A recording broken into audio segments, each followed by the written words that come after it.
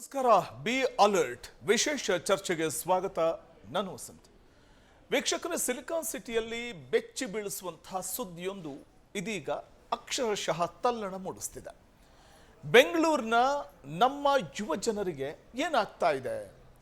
ಇವತ್ತಿನ ದಿನಮಾನಸದಲ್ಲಿ ಕೈಯಲ್ಲಿ ಉದ್ಯೋಗ ಇಲ್ಲ, ಮತ್ತೊಂದು ಕಡೆ ಕಾಲೇಜಿಗೆ ಹೋಗ್ತಾ ಇಲ್ಲ. ಬೆಂಗಳೂರಿನ ಯುವ ಜನರು ದಿಕ್ಕು ತಪ್ಪುತ್ತಿದ್ದಾರಾ? ಯಾಕೆಂದರೆ ಭವಿಷ್ಯದ ಹಾದಿಯೇ ಕತ್ತಲು ಆವರಿಸುವಂತೆ ಮಾಡ್ತಿದೆ ಅಂತಂದರೆ ಕಂಗಾಲಾಗುವಂಥ ಸರದಿ ಯುವ ಜನತೆಯದ್ದು. ದುಡಿಯೋ ಕೈಗಳಿಗೆ ಕೆಲಸ ಬೇಕಿದೆ, ಆದರೆ ಎಷ್ಟೋ ಮಂದಿ ದುಡಿಯೋ ಕೈಗಳಿಗೆ ತಾವು ಅಂದುಕೊಂಡ ಕೆಲಸ ಸಿಗಲಿಲ್ಲ ಅನ್ನುವಂಥ ಕಾರಣಕ್ಕೆ ಅಭದ್ರತೆ ಮತ್ತು ನಿರುದ್ಯೋಗ ಅನ್ನುವಂಥದ್ದು ಅವ್ರನ್ನ ಬಿಟ್ಟು ಬಿಡದೆ ಕಾಡ್ತಾ ಇದೆಯಾ? ಇದುವೇ ಭವಿಷ್ಯದಲ್ಲಿ ಅವರ ಜೀವನವನ್ನೇ ಮಂಕಾಗಿಸ್ತಾ ಇದೆಯಾ? ಇದೆಲ್ಲದರ ಬಗ್ಗೆ ನಾವು ಇವತ್ತು ಚರ್ಚೆಯನ್ನು ಮಾಡ್ತಾ ಹೋಗ್ತೀವಿ. ಇದೇ ಈ ಹೊತ್ತಿನ ವಿಶೇಷ ಚರ್ಚಾ ಕಾರ್ಯಕ್ರಮ ಬಿ ಅಲರ್ಟ್.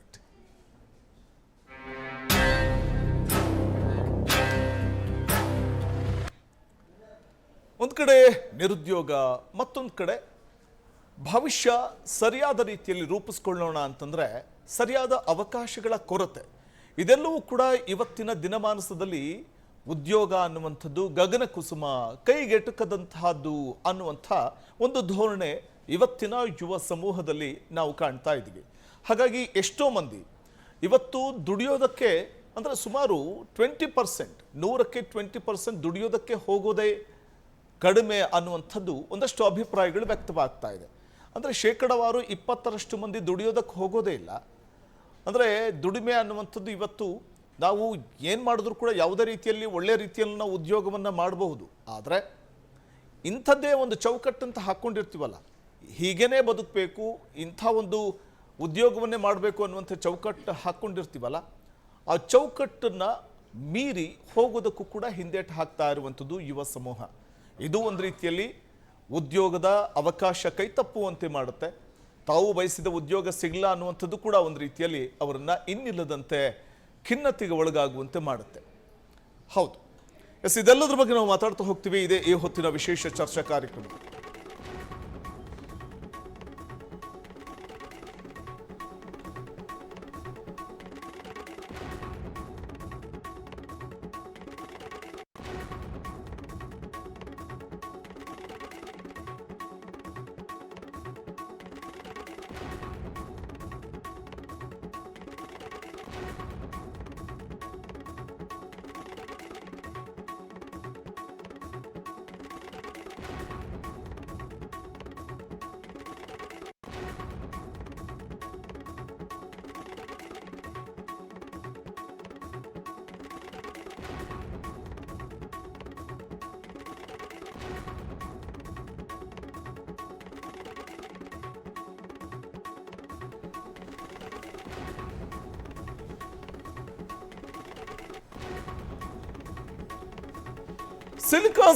ಸಿಲಿಕಾನ್ ಸಿಟಿಯಲ್ಲಿ ಬೆಚ್ಚಿ ಬೀಳಿಸುವಂತಹ ಸುದ್ದಿ ಇದು.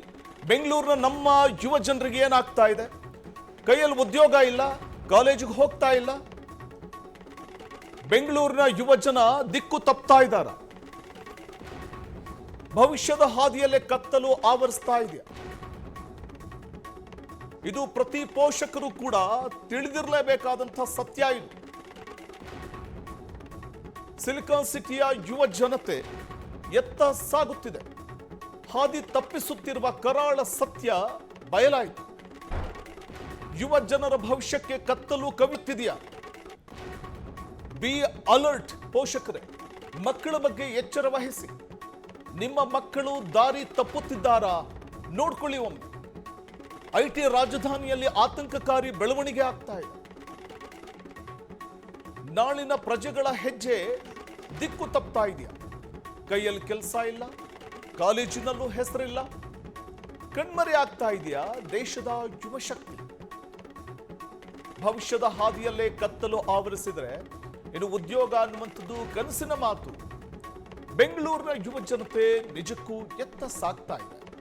ಪ್ರತಿ ಪೋಷಕರು ಕೂಡ ಕಡ್ಡಾಯವಾಗಿ ತಿಳಿಯಲೇಬೇಕಾದಂತಹ ಸತ್ಯ ಇದು.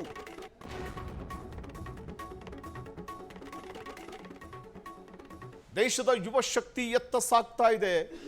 ಇದೆಲ್ಲದರ ಕುರಿತು ನಾವು ಇವತ್ತು ಮಾತಾಡ್ತಾ ಹೋಗ್ತೀವಿ. ನನ್ನ ಜೊತೆ ಅತಿಥಿಗಳಿದ್ದಾರೆ, ಅವ್ರನ್ನ ಕಾರ್ಯಕ್ರಮಕ್ಕೆ ವೆಲ್ಕಮ್ ಮಾಡ್ಕೋತೀನಿ. ನನ್ನ ಜೊತೆ ಗೃಹಿಣಿ ಸತ್ಯವಾಣಿ ಅವರು ಸ್ಟುಡಿಯೋದಲ್ಲಿದ್ದಾರೆ. ಮೇಡಮ್ ನಮಸ್ತೆ, ಚರ್ಚೆಗೆ ಸ್ವಾಗತ ತಮಗೆ. ಹಾಗೆಯೇ ನಿವೃತ್ತ ಹಿರಿಯ ಪೊಲೀಸ್ ಅಧಿಕಾರಿ ಎನ್ ಕೆ ಉಮೇಶ್ ಅವರು ನಮ್ಮ ಜೊತೆ ಇದ್ದಾರೆ. ಸರ್ ನಮಸ್ತೆ, ಚರ್ಚೆಗೆ ಸ್ವಾಗತ ತಮಗೆ. ಹಾಗೆ ಝೂಮ್ ಲೈವ್ ಮೂಲಕ ಸಂಗೀತಾ ಹೊಳ್ಳ ಮತ್ತು ಡಾಕ್ಟರ್ ಪದ್ಮಾಕ್ಷಿ ಅವರು ಕೂಡ ಜಾಯಿನ್ ಆಗ್ತಾರೆ. ಅವ್ರನ್ನೂ ವೆಲ್ಕಮ್ ಮಾಡ್ಕೋತೀನಿ. ಸತ್ಯವಾಣಿ ಅವರೇ, ಬಹುಶಃ ಇವತ್ತಿನ ದಿನಮಾನಸದಲ್ಲಿ ಯಾಕೆ ನಿರುದ್ಯೋಗ ಸಮಸ್ಯೆ ತಾಂಡವವಾಡ್ತಾ ಇದೆ ಅನ್ನೋದ್ರ ಬಗ್ಗೆ ಒಂದಷ್ಟು ನಾವು ಮಾತಾಡ್ತಾ ಹೋಗ್ತೀವಿ. ಆದರೆ ಒಂದು ಚೌಕಟ್ಟನ್ನು ಹಾಕ್ಕೊಂಡಿರುತ್ತೆ. ಯಾವುದೇ ಒಬ್ಬ ವ್ಯಕ್ತಿ ಬದುಕೋದಕ್ಕೆ ಒಳ್ಳೆ ರೀತಿಯಲ್ಲಿ ನಾನಾ ಮಾರ್ಗಗಳಿವೆ. ಒಂದು ಚೌಕಟ್ಟು ಹಾಕ್ಕೊಂಡಿರ್ತೀವಿ, ಬದುಕಿದ್ರೆ ಹೀಗೆ ಬದುಕಬೇಕು ಅಂತ. ಬಹುಶಃ ಅದು ಒಂದು ರೀತಿಯಲ್ಲಿ ಎಲ್ಲೊಂದು ಕಡೆ ಯುವಕರು ಉದ್ಯೋಗವನ್ನು ಅರಸಿ ಹೋಗುವಂಥವರು ಇಂಥದ್ದೇ ಉದ್ಯೋಗ ಸಿಗಲ್ಲ ಅಂತಂದಾಗ ಬೇರೆ ಉದ್ಯೋಗಕ್ಕೆ ಅನಿವಾರ್ಯವಾಗಿ ಹೋಗಬೇಕು ಅನ್ನುವಂಥ ಒಂದು ಕಾರಣಕ್ಕೆ ಹಿಂದೇಟು ಹಾಕ್ತಾರ ಅಂತ. ಇದು ಏನಂದರೆ ಅಜಿಂ ಪ್ರೇಮ್ಜಿ ಯೂನಿವರ್ಸಿಟಿಯವರು ಒಂದು ಸರ್ವೆ ಮಾಡಿಬಿಟ್ಟು ಇದನ್ನ 367 ಮಿಲಿಯನ್ ಯುವಕರಿದ್ದಾರೆ ಇಂಡಿಯಾದಲ್ಲಿ. ಅದರಲ್ಲಿ ಮೆಟ್ರೋಪಾಲಿಟನ್ ಸಿಟಿಯಾದ ಬೆಂಗಳೂರಲ್ಲಿ ತುಂಬ ಜಾಸ್ತಿ ಜನ ಬಂದಿದ್ದಾರೆ. ಯಾಕೆಂದರೆ ವಲಸೆ ಬರೋರು ಜಾಸ್ತಿ ಬೆಂಗಳೂರಿಗೆ, ಎಲ್ಲ ಕಡೆಯಿಂದ ಉದ್ಯೋಗ ಅರಸಿಕೊಂಡು ಬರ್ತಾರೆ. ಬಟ್ ಏನಾಗ್ಬಿಟ್ಟಿದೆ ಅಂದರೆ ಎಜುಕೇಷನ್ ಆ್ಯಂಡ್ ಕೌಶಲ್ಯ ಅಭಿವೃದ್ಧಿ, ಸ್ಕಿಲ್ಸ್ ಅವೆರಡು ಮ್ಯಾಚ್ ಆಗ್ತಾ ಇಲ್ಲ. ಎಜುಕೇಷನ್ ಇದೆ, ಇಂಜಿನಿಯರಿಂಗ್ ಆಗಿರುತ್ತೆ, ಇಲ್ಲಾಂದರೆ ಡಿಗ್ರಿ ಆಗಿರುತ್ತೆ, ಬಟ್ ಬೇಕಾಗಿರೋ ಸಿಸ್ಟಮ್ಗೆ ಬೇಕಾಗಿರೋ ಸ್ಕಿಲ್ ಡೆವಲಪ್ಮೆಂಟ್ ಆಗ್ತಾ ಇಲ್ಲ. ಏನಂದರೆ ಇದು ಆಗ್ತಾ ಇರೋದೇನೆಂದರೆ ಎಜುಕೇಷನ್ ಸಿಸ್ಟಮಲ್ಲೇ ಪ್ರಾಬ್ಲಮ್ ಇದೆ. ನಮ್ಮ ಈಗ ನೋಡಿ, ಅದಕ್ಕೂ ಮುಂಚೆ CBSE ಸಿಸ್ಟಮ್ ಇತ್ತು. CBSE ಸಿಸ್ಟಮ್ ಅಂದರೆ ಬರೀ ಸೆಂಟ್ರಲ್ ಗೌರ್ಮೆಂಟ್ ಅವ್ರಿಗೆ ಮಾತ್ರ ಇತ್ತು. ಆವಾಗ ನಮಗೆ ಸೆಂಟ್ರಲ್ ಗೌರ್ಮೆಂಟ್ ಎಕ್ಸಾಮ್ಸ್ ಆಗಲಿ, ನೀಟ್ ಆಗಲಿ, IAS IPS ಹೋಗಬೇಕಾದ್ರೆ ನಮ್ಮ ಸ್ಟೇಟ್ ಸಿಲೆಬಸ್ ಹುಡುಗರಿಗೆ ಅವಕಾಶಗಳು ಸಿಗ್ತಾ ಇರಲಿಲ್ಲ. ಆಮೇಲೆ ಏನಾಯಿತು, ಸೆಂಟ್ರಲ್ ಗೌರ್ಮೆಂಟು ಎಲ್ಲರಿಗೂ ಸ್ಟೇಟ್ ಅವ್ರಿಗೂ ಎಲ್ಲರಿಗೂ ಒಂದೇ ಸಿಲೆಬಸ್ ಮಾಡ್ತು ಈ ಮಧ್ಯೆ ರೀಸೆಂಟಾಗಿ. ಅದಾದಮೇಲೆ ಈಗ ನೀಟ್ ಅಂದಮೇಲೆ ಎಲ್ಲರಿಗೂ ಆಗ್ತಿದೆ, ಇಲ್ಲ ಅಂದರೆ ಬರೀ ನಾರ್ತ್ ಇಂಡಿಯನ್ಸ್ಗೆ ಜಾಸ್ತಿ ಅವಕಾಶ ಸಿಗ್ತಾ ಇತ್ತು. ಈಗ ಏನಾಗ್ಬಿಟ್ಟಿದೆ ಅಂದರೆ ಸ್ಕಿಲ್ ಡೆವಲಪ್ಮೆಂಟ್ ಮ್ಯಾಚ್ ಆಗ್ತಾ ಇಲ್ಲ. ಮತ್ತು ವಿದೇಶದಲ್ಲಿ ಏನಾಗ್ತಾ ಇದೆ, ಒಂದು 8 ಚಿಕ್ಕ ಮಕ್ಕಳಿಂದನೇ ಒಂದು ಸ್ಕಿಲ್ ಡೆವಲಪ್ಮೆಂಟ್ ಇರುತ್ತೆ. ಪ್ರತಿಯೊಬ್ಬರಿಗೂ ಒಂದು ಕಾರ್ಪೆಂಟ್ರಿ ಇರುತ್ತೆ, ಪ್ಲಂಬಿಂಗ್ ಅಂತ ಒಂದು ಇರುತ್ತೆ, ಪ್ರತಿಯೊಂದು ಎಲೆಕ್ಟ್ರಿಷಿಯನ್ಸು, ಮನೆಗೆ ಬೇಕಾಗಿರೋ ಪ್ರತಿಯೊಂದೂ ಮತ್ತು ಅವ್ರಿಗೆ ಏನು ಇಷ್ಟನೋ ಅದನ್ನು ಸ್ಕಿಲ್ ಡೆವಲಪ್ಮೆಂಟ್ ಅಂತ ಸ್ಕೂಲಲ್ಲಿ ಕೆರಿಕ್ಯುಲಮ್ ಇರುತ್ತೆ. ಬಟ್ ಇಲ್ಲಿ ಆ ಥರ ಇಲ್ಲ.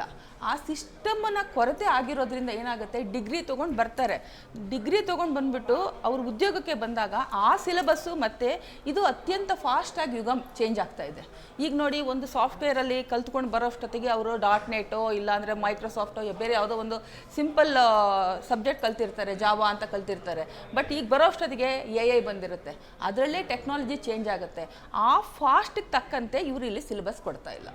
ಅದು ಎಜುಕೇಷನ್ ಸಿಸ್ಟಮಲ್ಲಿ ಪ್ರಾಬ್ಲಮ್ ಇರೋದಕ್ಕೆ ನಮಗೆ ತುಂಬ ಜನ ಹುಡುಗರು ಸಿಗ್ತಾರೆ, ಬಟ್ ಯಾವುದು ಕ್ವಾಲಿಟಿ ಆಫ್ ಸ್ಟೂಡೆಂಟ್ಸೇ ಸಿಗ್ತಾ ಇಲ್ಲ. ಏನಂದರೆ ಇದು ಒಂದು ಗ್ಯಾಪ್ ತುಂಬ ಜಾಸ್ತಿ ಆಗಿಬಿಟ್ಟಿದೆ. ಕಂಪ್ನಿಗಳಿಗೆ ಜಾಬ್ಗೆ ಒಳ್ಳೆ ಎಂಪ್ಲಾಯ್ ಇರೋರು ಸಿಗ್ತಾ ಇಲ್ಲ, ಹಾಗೆ ಸ್ಟೂಡೆಂಟ್ಸ್ಗೂ ಜಾಬ್ ಸಿಗ್ತಾ ಇಲ್ಲ. ಅವೆರಡರ ಮಧ್ಯೆ ಏನು ತೊಂದರೆ ಇದೆ ಅದನ್ನು ಸ್ಟಡಿ ಮಾಡಬೇಕಾಗಿರೋದು ಸರ್ಕಾರದ ಜವಾಬ್ದಾರಿ ಆಗುತ್ತೆ.